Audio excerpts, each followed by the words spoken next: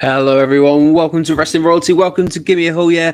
And thank you very much for joining us on this Friday evening. I hope you're very well. And my apologies to start off with. We didn't have a show last week. Decided to give it a little bit of a break. Let everyone kind of recalibrate as we move forward into a very exciting weekend or two for WWE. And of course, tonight, as you can see, we are going to be talking about NXT Battleground, which comes live this Sunday. So in 2 days' time, as time of recording, over in Las Vegas. And they're going to be using the UFC Apex arena for the first time. So this is the first real proper crossover what we've had between UFC and WWE. And they've decided to go with NXT as the first kind of guinea pig, I guess, for this this collaboration, as they're all owned by the same company, TKO Holdings. So yeah, there's going to be an interesting weekend, and we're going to be talking through the entire card. But it's a very exciting time for NXT. Now, one of the reasons why I didn't want to do it last week was because I was very excited about what happened a couple of weeks back on NXT. We had the introduction of Jordynne Grace is going to be challenging for Roxanne Perez and her NXT Women's Championship. So I was really keen. I wanted to speak about that. And then we also had the shock appearance of Ethan Page, which was fantastic because we had a couple of appearances that were maybe slightly rumored in some places, but it wasn't one that was ruined by social media gossip and rumors. It was two very sort of natural feeling appearances on a show that we didn't know we were going to get them.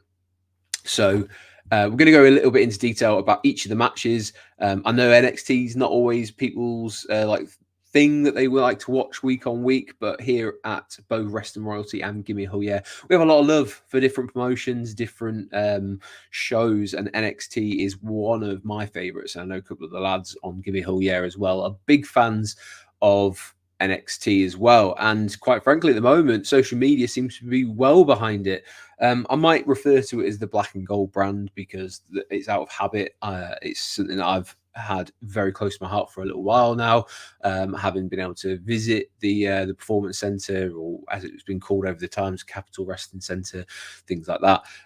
But yeah, we're going to go through the card. But yeah, let me know in the comments, are you excited to watch NXT? If you've never seen it before and you're tuning in for the first time, what is it that you're excited about? What is it that's drawn you into seeing it? Is it the introduction of TNA Knockouts champion Jordynne Grace? Are you a TNA fan? Something that we obviously are very keen on covering both on Gimme a Hole, yeah, and on WrestleSphere as well. You obviously see a lot of interviews with TNA superstars or stars on WrestleSphere. You can read loads of interviews. I believe there is actually one there with Jordynne Grace as well, so you can go check that out. And yeah, let me know if you are here for the first time. Welcome. This is our Friday night feature. We're going to be going through the card.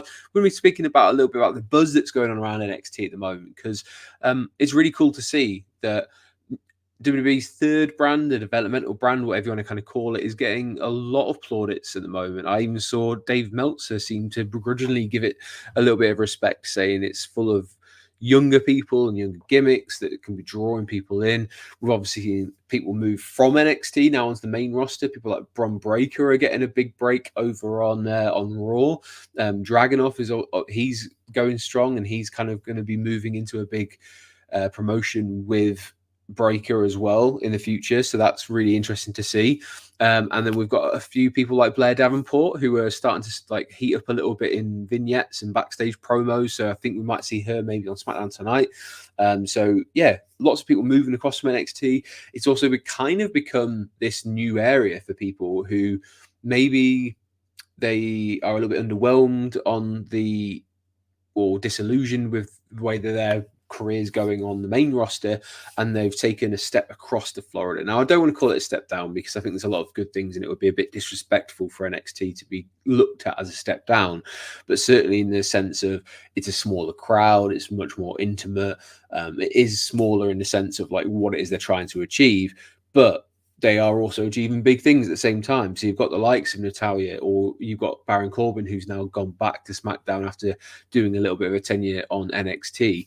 And then we're seeing Shayna Baszler's come back on there. We're seeing people like Mia Yim. We're going to see a match where Mia Yim's in the ladder match for the Women's North American Championship. We'll go through that. We've got the Good Brothers, who obviously featured last week on SmackDown with AJ Styles. but they've got a tag team title shot here at NXT Battleground. So again, we'll cover that off. Really keen to hear your thoughts. What about people taking that step across to NXT, maybe to give themselves a little bit more confidence, maybe to give the people in NXT a little bit of a rub and experience, going up against people who have been on Raw and SmackDown for a few years. There's a lot of sort of upside to doing that. But is there a downside? Let me know in the comments. Is it something you like to see? Is it not something you like to see? Is there anyone that you particularly think, actually, they should move from Raw or SmackDown? They should move across to NXT. So let me know in the comments. But yeah, we're going to be having a chat now. You lucky things, it is just me tonight. Sam is away on a holiday. I hate to be the bearer of bad news. That would mean that SmackDown will not be streaming tonight on Gimme Hole. Yeah, there won't be a watch along as far as I'm aware. But I think Sam will be able to update you whether it will be coming back next week. But he is currently enjoying a well-deserved holiday and recharging those batteries. But yeah, keep making sure that you are subscribed to both Wrestling Royalty and Gimme Hole, yeah, and you'll be the first one to know when a live stream or any of the videos going live. You obviously got the whole series that Ant's doing across on 2K24. You've also got the Howdy's Hangouts with Dom, so you get to see all the kind of spooky stuff that's going on, and Dom will cover that in great detail, and you'll pick through all the little clues and things that are going on. And let's face it, they are ramping up. Maybe we'll see a couple of those clues pop up on NXT Battleground this weekend as well. So you'd have to stay tuned for that. But we are also edging closer. Next weekend, WWE is coming across to the UK. They're going to be up in Scotland, up in Glasgow or Glasgow or whatever it is that they said, or however bizarrely they're going to pronounce it. But yes, they are going to be in Glasgow next week for Clash at the Castle. And Drew McIntyre is doing a lot of media work at the moment. You might be able to see that on some of the other media channels that we have across in the UK. But lots of good work going on there. Will we see CM Punk? Things like that. Well, I'll let you guess what next week's Friday night feature is going to be about. Of course, it has to be about Clash at the Castle. It will come after SmackDown next week because SmackDown is airing at 7 p.m. in the UK. Again, I don't know if in the US they'll wait, put it out later sort of thing. But I'm sure we'll be doing a live watch along on SmackDown next week. So join us for that because it'll be a lovely time for you people in the UK or Europe. It's a 7 p.m. start in the UK, as I believe Clash at the Castle is as well. So let's get started. NXT Battleground, as you can see from this graphic here, is coming live from UFC Apex on this Sunday, June the 9th. And it is a 1 a.m. in the UK or 8 p.m. Eastern, 5 p.m. Pacific. We're going to be going through the entire card, and I thought it would be probably the best idea to have Roxanne Perez and Jordynne Grace be the ones on the cover here because, yeah, it's not very often that you see a different promotions champion come across. But that is what we have. We will go through that. I think that's going to main event, so we will talk about it at the end, however. What we are going to kick off is a match to crown the inaugural Women's North American Champion. And we're going to have a 6-woman tag team match here. Now, again, really interested to hear your thoughts on this because the way this has kind of been pieced together is having, was it a combine at the NXT Performance Center? And then from that, the way that we kind of got it was they then ranked the top 12 people, and then the top 12 were the ones who then would go on to have qualifying matches against each other. And we had the likes of Sol Ruka, who you can see front and center. She was the one who finished number 1 in the combine, so she's very athletic. If you've ever watched it, that soul snatcher move that she has is absolutely incredible. So yeah, it's definitely worth seeing it. Some of these names might not actually be well known for some people, so I'll go through it. We've got Sol Ruka, who is front and center. She's the blonde in the middle. You've then got Lash Legend. Lash Legend is above her in the pink. You've then got Fallon Henley. She is on the bottom right hand side there. You've got Jada Parker, who is on the bottom left. You've then got Mishin, who you might also know as Mia Yim. She's top left. And you've got Kalani Jordan, who is top right. So obviously from that list, there's some people who are a little bit more developed on NXT. There's obviously Mishin's come in. There's a bit of more of an experienced hand in here. But for the majority of people who might just watch the main roster, these names are unknown. So it's really cool that they're going to give this a particular belt a chance to go to someone who will be able to develop it. Sol Ruka, I think, is a bit of a fans' favorite, but you've also got the likes of Kalani Jordynne as well. She's very popular when they go into the Performance Center as well. And I've noticed that Jada Parker seems to have quite a big following, a cult following on social media as well. So this will be a really interesting one. A lot of different styles going on here. This will just kind of depend on how long they want to keep this new belt on someone, and really start to build that prestige around a new women's belt, a mid-card belt, which is, I think, is very fascinating, because this is something I think the main roster is crying out for. The roster is becoming stacked. NXT is very good at featuring women's matches, and you'll see on this card alone is a 6 match card, and half of them are women's matches, which is great. NXT, out of every promotion and every kind of division, it's the one that gets the most shine week on week. Like, if you watch NXT on a weekly basis, you'll see women's matches feature very prominently. And maybe it's a directive in terms of NXT will always be that developmental conveyor belt of talent. And maybe the main roster has said, we need more talent bringing through on the women's division, because we want to bolster that. We want to give fresh new faces to the crowd. And this is where NXT comes in. And this is what NXT should be used for, is, can we move talent across? Can we make talent shine, and then give them a gimmick, give them something to get their teeth into, get them well trained and a cult following, so when they come up, they're ready to go straight in. And I think you've got 6 very good talents here. It's difficult to kind of count Misha in with that, because she obviously does feature on SmackDown, hasn't really had too many opportunities, but she has here and there. So very interesting one to have here. So yeah, let's see who's going to win this one. I'd like Sol Ruka to win, because I'm a big fan. I think she's so athletic. She's got a great look. She has that kind of like surfer gimmick, but it's not too prevalent. It's not over the top. She's just very laid back. I'm also, to be honest, I like Fallon Henley. I think since they've turned a heel, it's given her a little bit more of an edge.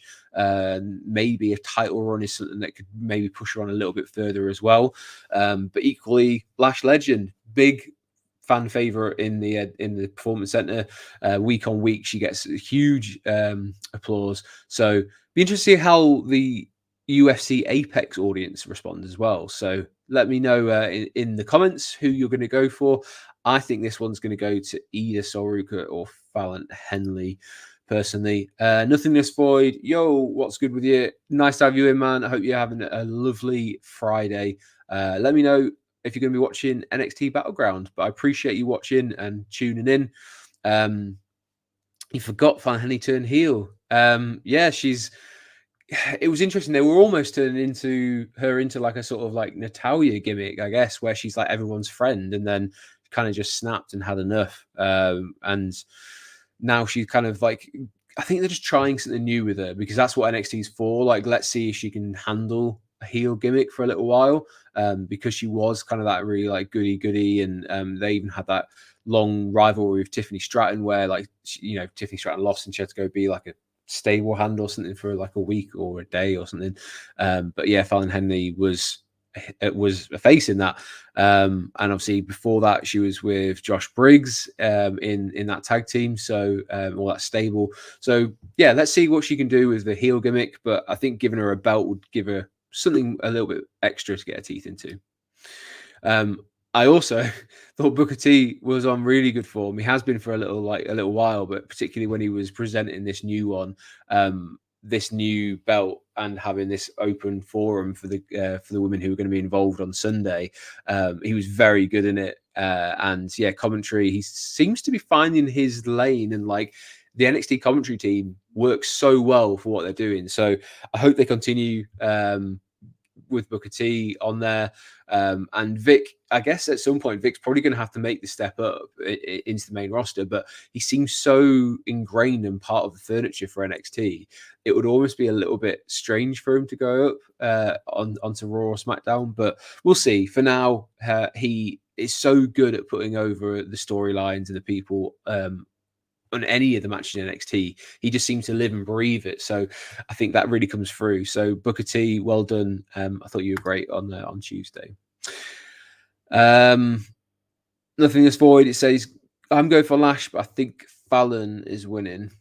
Two good shouts there. Yeah, I can see both of those. I just don't think heel should be the champions because Roxanne is heel. Well, we'll go through. Will Roxanne still be champion at the end of the night? That's what I think will be the main event. So we'll go through that at the end. We are, however, going to talk about the triple threat match for the men's North American Championship. So we've got Obafemi, who is the champion, and we've got Joe Kofi of Gallus. And we've got the returning Wesley as well. He's had a couple of matches, but this is his first big premium live event match back, and he's straight back into action for the North American Championship. Really interesting conversation to be had about Obafemi and how his reign's actually been. I think they've elevated him to a position where I don't see how they can elevate him even more with the belt. We've always said this a few times. When there's a triple threat involved, it always feels like it's because one person's going to eat the pin and it keeps the other person protected. Now, is Joe Coffey in this to take the pin and we'll get the belt back on Wesley? We obviously saw that heartbreaking speech he had to do at the back end of last year where he'd had a legitimate back injury and he was out of action for a long time. So it'd be really cool to see Wesley straight back into it. But you don't want to ruin the kind of like mystique that Obafemi's managed to build around himself. I think he's been a pretty decent champion. I really enjoyed the match at Stand and Deliver that he had. Again, was a triple threat. So, hey, what do we know? We don't always get it right. But I kind of see Wesley winning this one back here, as it sounds like it's something that nothing this Void wants to see as well. Let's go, Wesley. Lee doesn't win, I riot. Yeah, I'd like to see Wesley go back onto it. I think there's a lot more talent that's come through since he's been away, since he was the champion the last time. Plenty of other times to be able to defend it. And I just want to see Obafemi maybe have the weight lifted off his shoulders a little bit with the belt and be able to get into some different kind of storylines and different things to test him out. Because let's not forget, he was still pretty raw. He was doing a lot of level up stuff. He won that breakout championship contract and cashed it in. But we haven't really seen too much of him developing a storyline. This week, obviously, he got attacked by the Gallus boys on top. But I still want to see a little bit more character development from him before I can fully like invest as to who he is. So I'm going to go Wesley on this one. But don't be surprised if Gallus somehow managed to get involved in this match. As they did here, we saw both men, both the champion and the other challenger, were attacked by Gallus, who have made a roaring return in the last few weeks back to NXT. We're going to get a bit of NXT Underground again, where we've got Shayna Baszler versus Lola Vice. Now, this is a really interesting match because both women here have actual experience in mixed martial arts. These are, two people who I legitimately believe could knock a lot of different people out or make them submit. But we've got these almost like a clash of styles. Like, yes, they might both be trained in MMA or have MMA experience, but Shayna Baszler is very much kind of kept that side of her, whereas Lola Vice does the sort of like hip thrust, the gyrating, like shakes her ass, and she's very kind of like, doesn't matter, like, I'm going to do that. You can say whatever you want. And she's been a heel and she's still kind of doing it and getting away with it. But when we saw that match against Natalya, where she had her hair like, tied back, slicked back, and very much like I kind of see it as you would in an MMA match, she looked like a badass as well. So she's still got that about her. She can prove that she can still go in the ring as well. So I don't know how akin this is going to be to when Shayna Baszler had that match against Ronda Rousey, where it was more of a sort of like MMA match. This one, I think maybe they could do a little bit more with, because I think Lola Vice knows how to sell a little bit more. She knows how to kind of like delve into a character than Ronda Rousey did, because I think Ronda Rousey just was Ronda Rousey and there was nothing else kind of like added in there. But I think that maybe these two have worked a bit closer to put on something a bit special. But again, one of the questions I have is like, obviously, UFC Apex is set up in a certain way, which is more prevalent for the presentation of UFC and MMA. So it'd be cool to see. Are they going to have the ring, like the cage up on some of the matches? Are they just going to have it open? How are they going to do that? Because like, are they just going to move it out and have like a normal NXT ring in? They're going to have to take the ropes off if they're going to do an NXT underground match. So yeah, let's see how they do this one. But nothing is void. Really glad that you are putting in your predictions. Thank you very much for that. He's going for Shayna. Shayna's going to snap her in half. I wouldn't be so sure because Shayna's got a lot of stuff going on the main roster. I feel like if you wanted to push someone here, Lola Vice is the one to push because she's going to be the one who's going to be sticking around in NXT. So I would personally think Lola Vice is going to win here, or she can be one of those very close to tapping out Shayna Baszler. But how much of a statement would that be if she can make Shayna Baszler tap out? But will she be a sort of like unlucky loser? Things like that. Is someone going to get involved? We'll see. But I think Lola Vice is going to win regardless. So I'm going to go against you on that one. Nothingness void. We'll move on. And this is one that I think I've been having a chat with one of my friends, John, about because the Good Brothers arguably have never truly found their lane within WWE as a whole. And it's been an interesting journey for them because for ages they weren't doing anything. They were released, they were brought back. And even when they were brought back and they were kind of put back into that faction with AJ, they were then kind of dropped and never like really seen. There's rumors that they got that contract where if they don't have anything, then they don't have to go to the show.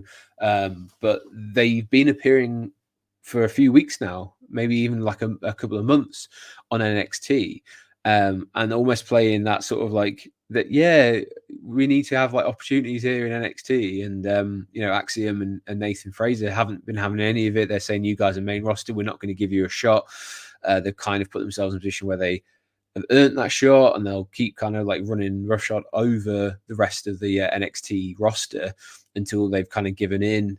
We've seen this past week there was a fight on the merchandise stand that's outside the Performance Center. So they're putting in the work. And we saw last Saturday, which is probably where this muddies the waters slightly in what I was going to predict originally.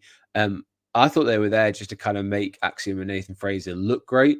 But how cool would it be if the Good Brothers are helping out AJ like they did last week in his kind of fake retirement Mark Henry style thing, and they have the NXT belts with them? That would be a really cool visual. And would AJ come into that? Would AJ help them win? As part of this kind of new faction as well. So I'm intrigued to see where they go with this one, because do you put a bit of shine on the NXT tag team belts, make people ask questions on SmackDown as to, oh, how did they get them? Like, I might have to go check that out. And maybe that's what they do. But yeah, interesting one. Read this one out from Nathan Floyd. Okay, about this. I think Gallows and Anderson are winning, but I want Nathan and Axiom to win. I feel that no one thinks they're winning. So I want them to prove people wrong. Yeah, I think there's a lot of people who are probably expecting after last Friday, maybe Nathan and Axiom aren't going to win this, but I think they've got every opportunity again. It depends on like what the main roster want, and would that actually kind of like, is that what's going to come through here? And Shawn Michaels kind of has to give in to what Triple H wants, because that would be a Triple H call if he wants them to have some sort of tag team title belts to look the part with AJ. Then this is the obvious one to do it with, because DIY is kind of like the challenges across on SmackDown for the A-Town Down Under tag belts at the moment. So yeah, interesting one. Let's see what happens on this. But this has a potential to be a pretty decent match. And because we've never really had a chance to watch the Good Brothers have long matches, which they have had out in New Japan, which they've had elsewhere, maybe this is the weekend where we get to see them put on a show and show the rest of the world and the WWE universe what it is they're about, because you've got two young, very fast, high-flying superstars, as the champions right now, going up against these kind of veterans, and I'm not going to say grizzled young veterans, but they're a bit long in the tooth. They've been around for a little while now, but never really kind of moved on. This is the one tag team belt they've not had in WWE, so they've come to kind of collect. But wherever they've been in the world, they've been successful and they've had belts. So this would be a fascinating watch, because I think it's a real clash of styles, and again, no pun intended there. But will we also see AJ involved somewhere? And this is where things start to get really interesting with NXT Battleground, because we've got the new signing, the all ego Ethan Page. So I've got to admit, I'm not the guy who covers a lot of AEW on Give Me a Hell Yeah or on Wrestling Royalty. So I've had to kind of ask the guys who do watch it a little bit more, what was the presentation like for Ethan when he was on AEW, and like, where did that come from? And the messages that I've kind of received back was that the presentation was never really anything in AEW. I'm just trying to find the message. It was put his Men of the Year gimmick with Scorpio Sky could have been great, but they couldn't sustain it. His best work was in TNA in a tag team with Josh Alexander. He's got shades of Kevin Owens, but I think NXT is the right place for him. And then that came from Sam, who obviously you'd normally see with me, but as I said, he's away on holiday at the moment. So yeah, it would be a really fascinating match to see what they're going to do here, because we had yeah, sorry.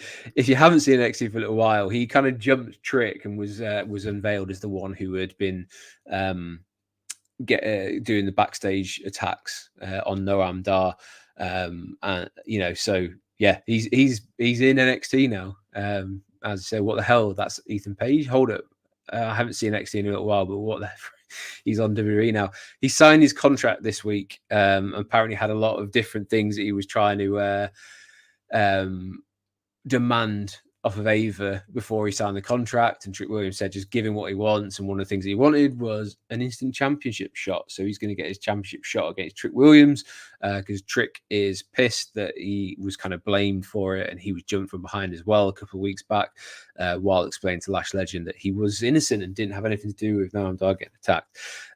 So I have a feeling on this one that Ethan Page will look super strong. I think they'll make him look really, really big, and make him out to be a big deal. But ultimately, I think Noam Dar is going to come out and cost him his championship shot here.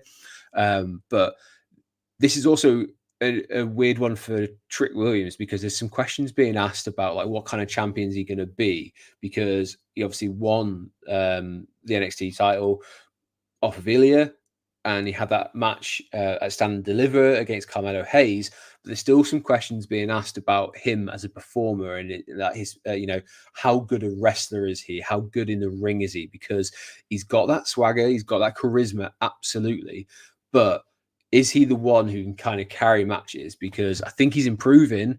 I just don't think he's quite there yet. And I want him to keep hold of that belt and maybe learn on the job as well, because he's got like a really cool finish in that trick knee. He looks like $1 million. He looks like a sort of like his ranginess and his like long limbs. He looks like a sort of like new version of a Booker T, and he uses a lot of the same kind of moveset as well. And that's a good thing. Like if you remember back to when Booker T came onto the scene, just before the invasion angle started, or like around the invasion angle, like that was one of the good things that came out of that, and there wasn't too many things. But I think Trick Williams is in a great position to just keep developing and keep learning, and that's exactly what NXT should be used for. But here he's coming in against this hot new thing that's coming to NXT that, as like Nothing This Void has just pointed out, there's a lot of people who won't even know that he's moved across from AEW to WWE and here NXT. But it's a fascinating clash again, and the championship's on the line. So do we see a really quick title change? Do we see someone like pushed straight off the bat? Because that's going to be a really interesting shout if they go with Ethan Page as the new champion. But what a way to skyrocket him if they do. But yeah, this is one I think we've got. I wouldn't say it's going to be match of the night, but I think there's going to be a lot of shenanigans going on that will develop a little bit of a story coming out of it as well. So definitely one to watch. I'll be watching this with big interest. But he signed his contract, to say, on this past Tuesday, and then continued to attack Trick as well. But we're going to go on to what I think is the main event of the night, because I'm really excited about this one as well. And if you haven't seen NXT in a couple of weeks, you might not even know that Jordynne Grace has been spotted and is on NXT, or as she came out and had a match this past week as well. She came out with her ring gear that said NXTNA. And this is where we've got people salivating that we might get a WWE versus TNA crossover. We might see different people move elsewhere. In particular, are we going to see someone like AJ Styles appear at the upcoming Slammiversary event as well? Because that's, I believe, is a big anniversary, like a 25th or something. So yeah, what we're going to see, even the superstars have been getting on the action on X or Twitter, whatever you want to kind of say. Drew McIntyre saying the door opens both ways, and had a picture of him when he was, doing his thing outside WWE, holding the Impact belt, I think it was, or the TNA belt. I can't remember what it was when he was out of it, but either way, he's kind of hinted that he would go do that as well. But there's a lot of crossover opportunity there. There's loads of people who have been thinking, like, what would we see? What kind of matches could we see in TNA versus NXT, or TNA versus WWE? We don't have to wonder for Battleground. We're going to get it. It's been signed. It's happening. We've got Jordynne Grace is challenging Roxanne Perez for the NXT Women's Championship. So this is one I'm very excited to see how they're going to play this out. But again, if you haven't seen it for a couple of weeks, like Nothing Has already said before, Jordynne Grace, WWE versus TNA would be sick. I already got two, Riddle and Nick Namath. Yeah, there's a lot in terms of like what we could see. And it's interesting that we've got people in prevalent positions like Mustafa Ali and Nick Namath who have appeared across on TNA now. Would we see that? There's obviously always the chance of like seeing someone like Moose appear.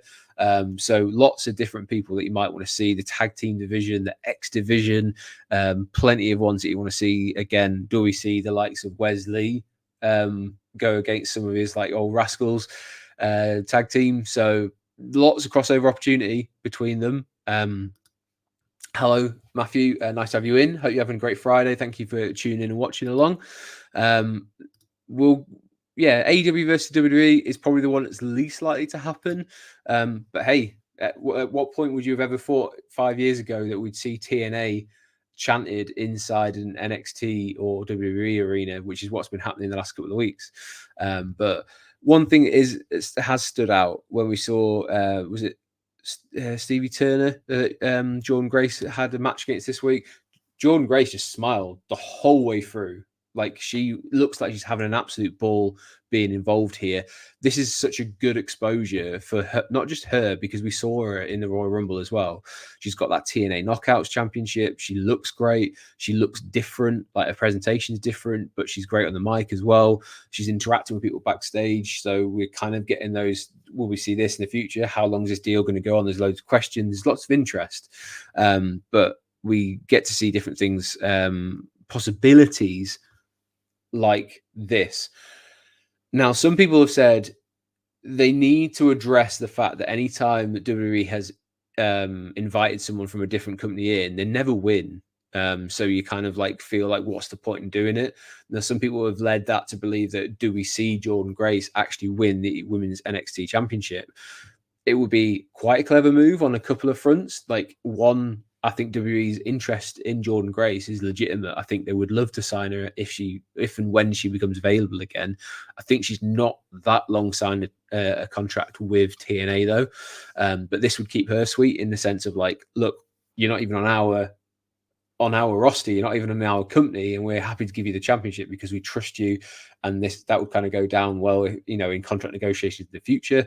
But also, like, seeing the NXT title in TNA would be a weird one. She'd be a double champion. She'd have to come across to do some more NXT stuff at some point as well, you'd think. It'd also give a wrinkle into like Roxanne's character, because she's been developing that heel. But yeah, very, very interesting to see where they go with this one. I personally see this one playing out as a DQ finish. I think Roxanne Perez can maybe delve into that bag of heel tricks and get herself intentionally disqualified to make sure, yes, she loses the match, but she keeps the belt. That hasn't really been addressed by Ava, and maybe that's something that needs to be brought up backstage, where you have a bit where you say, yeah, you might have brought her in from a different promotion, but have you thought about what happens if she loses the belt? And maybe someone needs to have a word of her in her ear about that, and that can be an actual storyline for the GM to have, because they've kind of just presented her as I'm going to make these great matches, but what's the ramifications if your women's champion loses the belt to someone out of a different promotion? So I need them to address that to kind of really make this a thing. But as I said, great to see Jordynne Grace in a WWE ring. She was smashed it at the Royal Rumble. She didn't look out of place at all. In fact, she elevated that start of that match as well. The Knockouts belt looks great. And she just kind of, her appearance has set the social media world on fire in terms of what we want to see, to the point where Matthew says Josh Alexander versus Chad Gable, an absolute technician's dream. And if Chad Gable wins the IC title next week, could we see Josh Alexander come across and challenge for that? Who knows?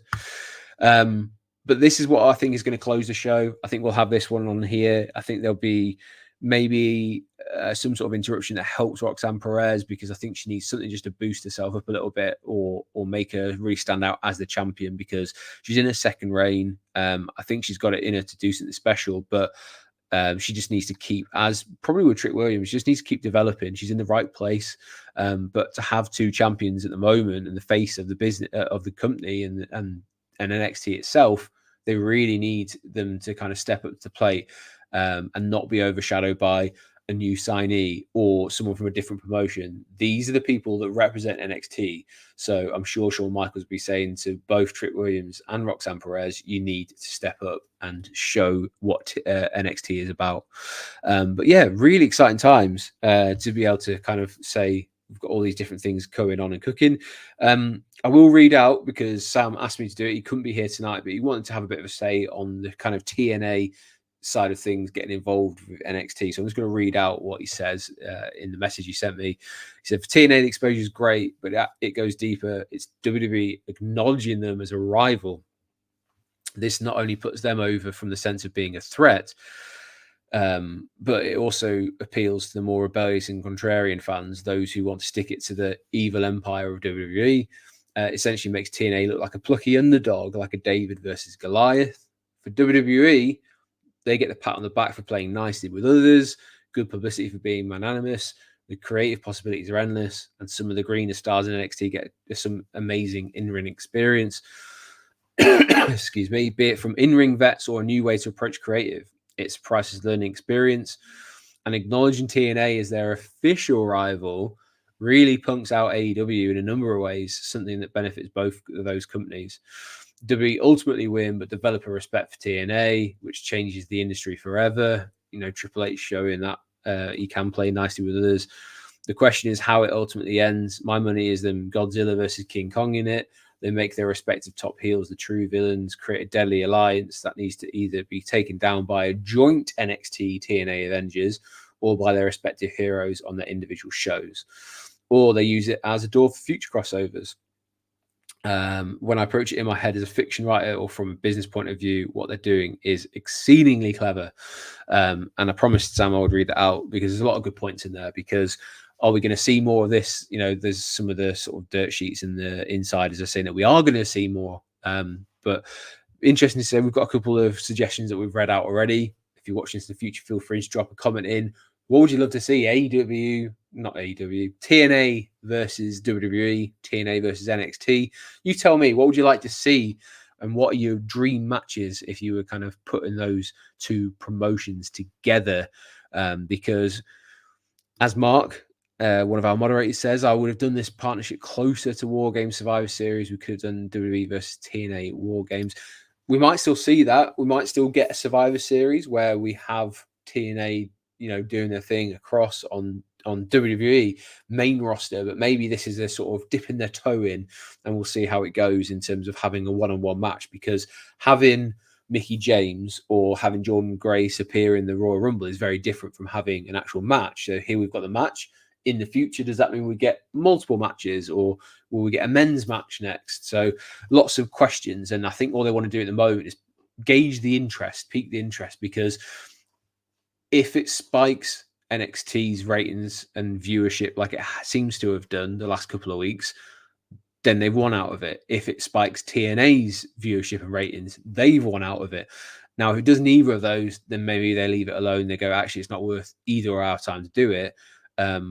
Or they come up with an agreement of like, this is what we're going to do moving forward. But for now, my advice would be just enjoy it, because we've got things like we could do like Worlds Collide next for NXT. We've had that before where it was NXT UK versus NXT. Maybe we get TNA instead this time, because obviously NXT UK is defunct. But it's interesting.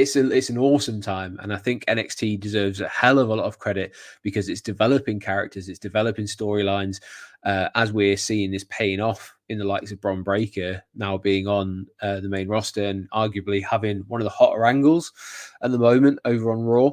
And that conveyor belt of talent dried up a little bit, but now it's starting to get going again. And I think we're going to reap the rewards on the main roster as well. So if NXT is doing well, or as people like to say these days, is cooking, and Shawn Michaels is cooking and he's the chef, then eventually everyone's going to eat well. And in this circumstance, it seems like TNA is going to as well. But yeah, this is going to be a short one tonight, because as I say, it's just me. I've been going on more than long enough, but I am also keen. Make sure you get those comments in, and let me know what you're looking forward to on this card. It's a 6 match card this week. We've gone through them. We've got those 6 matches. And we've got a comment here. Is there something happening June or July 17th? Because I decoded what I think is a secret message. It has something to do with either June or July. So I believe, if I'm right, that's to do with the Uncle Howdy stuff, or the Bo Dallas, whatever you want to kind of call it. You can see a lot of that stuff. Dom is our savant, as it were, when it comes to that on Gimme Ho. Yeah, I believe that's been the date that they think is going to happen, which would be this Raw after.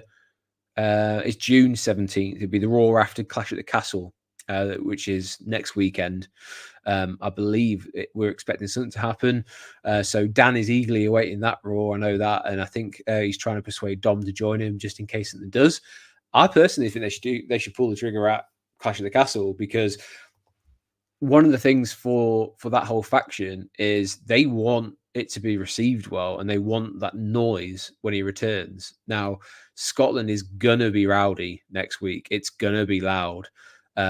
So if they can include it, I would implore them to do it when there's a hot crowd, build that level up, and then have it again on the Raw, do something on the Raw. But I think they'd be missing a trick if they just introduce it on a Monday Night Raw instead of at a premium live event. I don't know how everyone else feels.